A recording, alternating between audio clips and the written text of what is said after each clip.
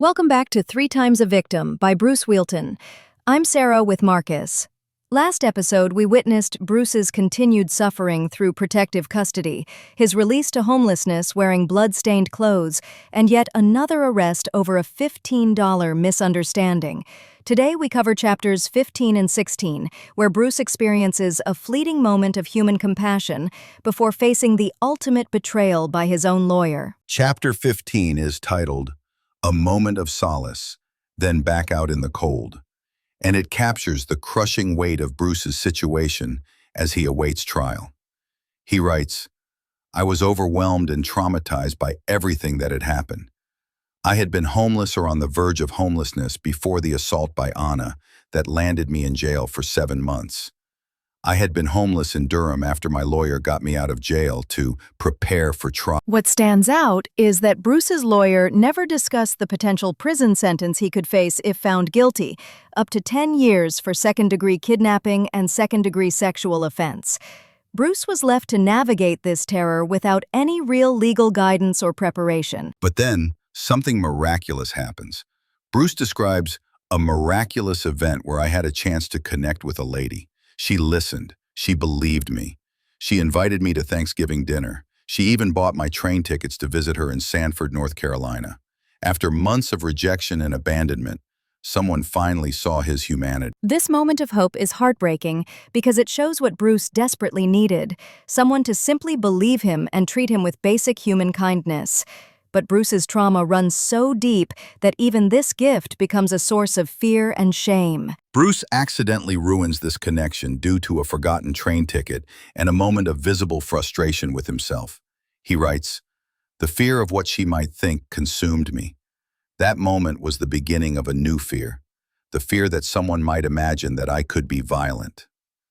His trauma has made him afraid of his own emotions, worried that any display of frustration might be misinterpreted. After losing this precious connection, Bruce faces another devastating rejection, this time from his own father during a winter snowstorm. Bruce pleads, Dad, please. I'm soaked. I'm exhausted. I just need a place to sleep tonight. His father's response? His response was cold, emotionless, detached. No. The pattern of family abandonment continues even in Bruce's most desperate moments. Here's a man who once helped trauma survivors professionally, now reduced to begging his own father for shelter from a storm, only to be turned away without compassion. Chapter 16, A Plea Deal for the Victim, brings us to one of the most disturbing moments in Bruce's entire ordeal. He's started seeing a therapist, but describes being unreachable. I was too far down. Healing felt impossible when my future was uncertain. Then his lawyer makes an abrupt call. The call comes out of nowhere. It was sometime in July 2006 when I called my lawyer from the UNC campus. He picked up, abrupt and urgent. Come to court, now. Bruce has no idea what's happening. No preparation, no explanation. He's simply summoned like a pawn in someone else's game. What happens next is nothing short of an ambush. Bruce's own lawyer, working with the prosecutor, presents him with a plea deal he's never discussed. They're dropping the sexual offense charge. You'll plead guilty to second-degree kidnapping. No additional jail time, just time served and probation. But there's a threat. Take this deal, or you could face 10 years in prison. Bruce is in a severely traumatized, dissociative state and unable to advocate for himself.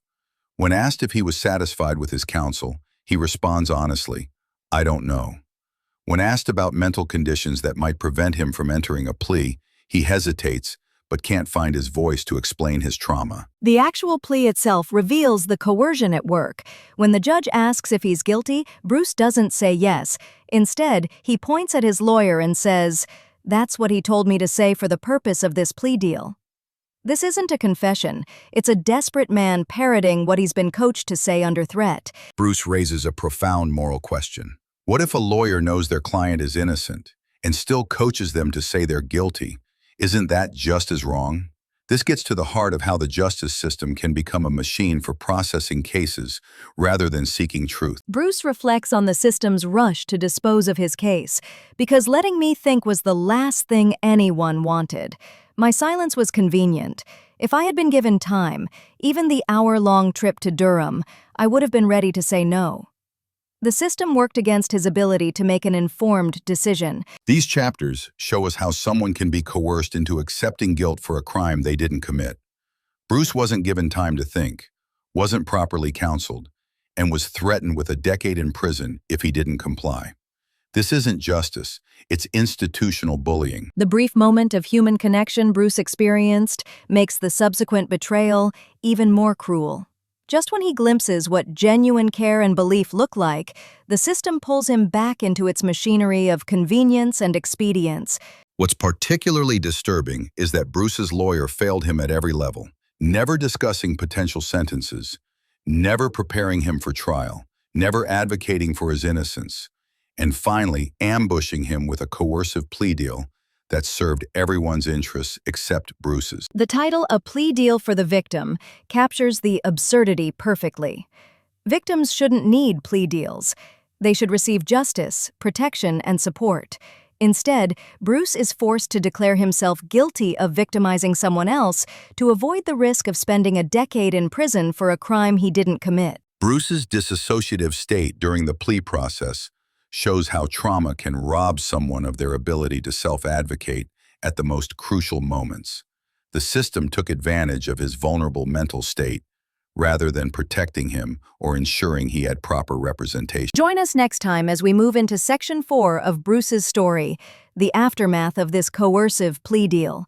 We'll explore chapters 17 and 18, covering Bruce's struggles to find work and income while carrying the burden of a criminal record for a crime he didn't commit. We'll see how the effects of this injustice ripple through every aspect of Bruce's life, making it nearly impossible to rebuild while carrying the stigma of a false confession extracted under duress. This has been Sarah and Marcus discussing 3 Times a Victim by Bruce Whealton. Thank you for listening, and remember, Bruce's story shows us how quickly justice can become injustice when systems prioritize efficiency over truth and human dignity.